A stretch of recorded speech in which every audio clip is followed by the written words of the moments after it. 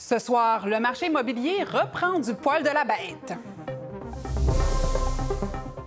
On va poursuivre sur ce sujet avec Marc Lacaze, courtier immobilier et président du conseil d'administration de l'Association professionnelle des courtiers immobiliers du Québec. Bonsoir, Monsieur Lacaze. Bonsoir.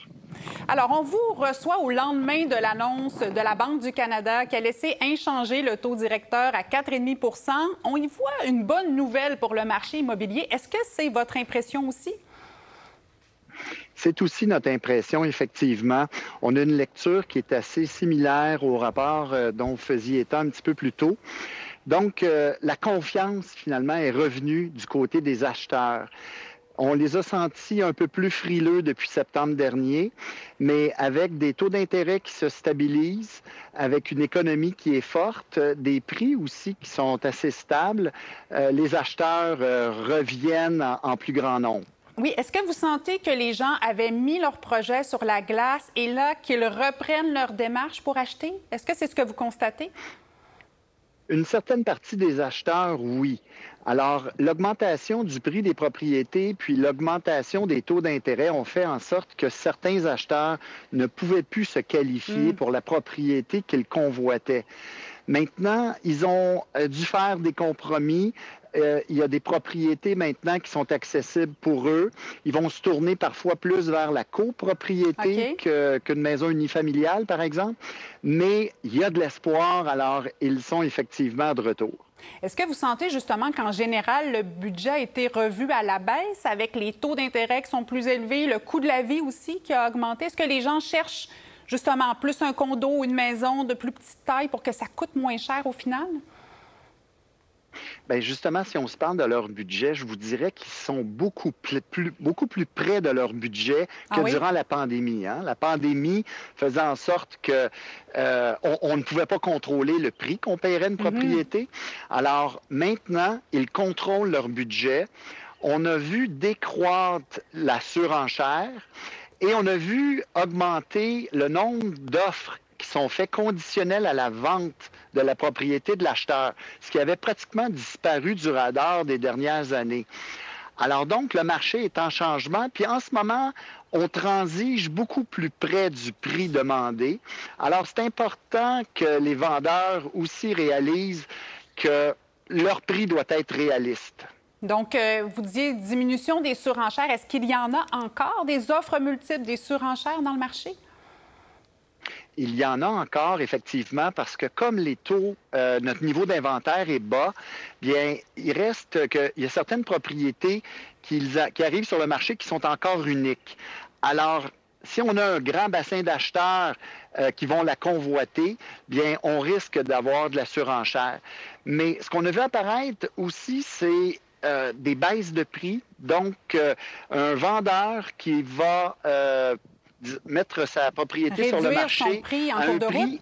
un peu trop optimiste. Oui, son prix est un peu trop optimiste. De là l'importance de travailler et d'écouter son courtier.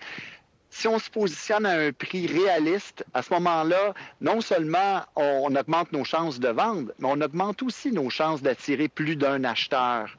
Est-ce que c'est un bon moment, justement, pour les vendeurs ou est-ce qu'ils devraient attendre parce que les prix vont augmenter? Écoutez, la synchronicité ne pourrait pas être meilleure en ce moment, autant pour les acheteurs que les vendeurs. Donc, les taux d'intérêt sont stabilisés, les prix sont stabilisés, l'économie tourne très bien en ce moment. Là, le niveau d'emploi est très bon. Et c'est le temps, au printemps, souvent, de reconsidérer son projet d'habitation en vue des prochains mois de la saison estivale. Oui, mais... Donc, les conditions sont gagnantes. Mais on dit souvent qu'un marché est vendeur ou acheteur. Qu'est-ce qu'il y en est en ce moment? Il est toujours à la faveur des vendeurs parce que les niveaux d'inventaire sont bas. Mais en ce moment, on voit qu'il s'en va vers un certain équilibre qu'on pense atteindre possiblement en 2024. Mais pour le reste de l'année, c'est encore avantage vendeur. Est-ce qu'il y a des marchés qui sont plus actifs que d'autres en ce moment? Vous parliez de copropriété tout à l'heure, mais est-ce que c'est plus fort que les maisons? Est-ce que les nouvelles constructions sont plus populaires que les anciennes? Est-ce que vous voyez des tendances dans ce sens-là? Oui, la copropriété est à la hausse. étant donné son prix d'achat qui est souvent moindre et comme l'acheteur a perdu un petit peu de son pouvoir d'achat au cours des dernières années, il va se tourner vers une copropriété plutôt qu'une maison unifamiliale. Malgré que l'unifamilial se porte très bien, le Plex, donc les propriétés à revenus, tire un petit peu de la patte parce que là, oui, ça intéresse cher plutôt des investisseurs. en ce moment là, avec les taux d'intérêt, là. C'est ça, c'est moins rentable. Donc, les Plex souffrent un petit peu plus. Et il y avait beaucoup d'intérêt pour les régions là, avec la pandémie. Est-ce que ça, c'est du passé? Est-ce qu'il y a encore ce désir d'aller un peu à l'extérieur des grands centres? C'est toujours présent. Les marchés à l'extérieur de la région de Montréal sont toujours actifs. Je pense que le télétravail est là pour rester. Donc, il y a des gens qui n'ont pas eu l'occasion d'acheter, qui tentaient de passer au travers de la pandémie, mais qui peuvent se permettre aujourd'hui de s'éloigner des grands centres urbains. Alors, on voit encore beaucoup d'activités dans les banlieues et aussi dans les centres de villégiature.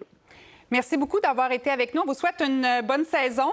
Il y a beaucoup d'acheteurs, beaucoup de vendeurs qui seront très actifs, j'imagine, au cours des prochaines semaines. Merci beaucoup. Bienvenue.